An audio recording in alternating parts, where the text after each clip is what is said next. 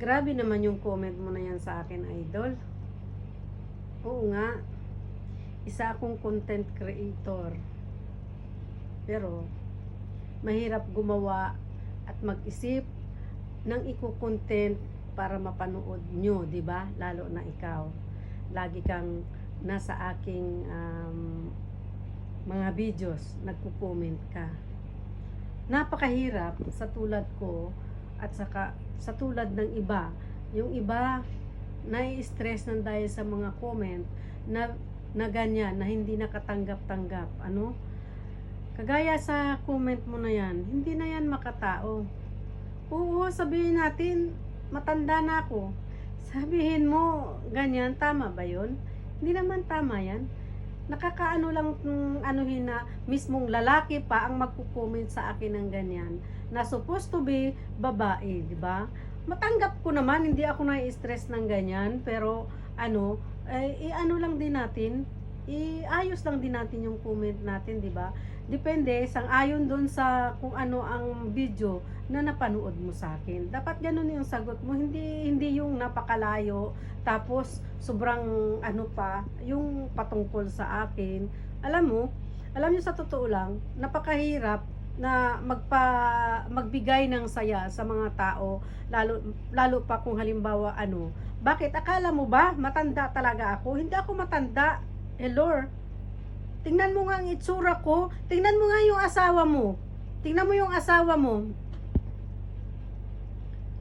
Tingnan mo yung asawa mo sa itsura ko. Ha?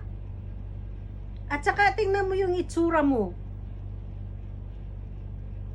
Oo, tapos makakomment ka sa akin na akala mo may naambag ka sa buhay ko. Wala naman. 'Di ba? Siguro isa ka rin dun sa yung na ano na. Siguro isa ka rin dun sa mga nagko-comment na ganun. Hindi ka ba nasasawa niyan sa kakabas? Nakakatulog ka kaya?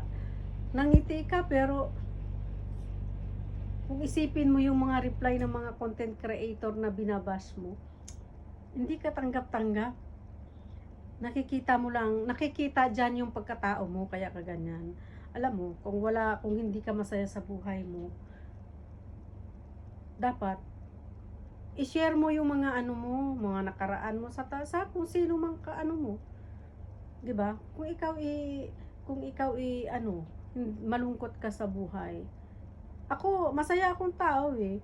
Yes, it's okay, fine. Kung matanda ako, fine. Pero wag mo lang sabihin na amoy daga ako, ibig sabihin, wala na ako sa mundo na to. Tingnan mo yung itsura ko sa itsura nyo. O sige nga. Pero, hindi ka tanggap-tanggap, no?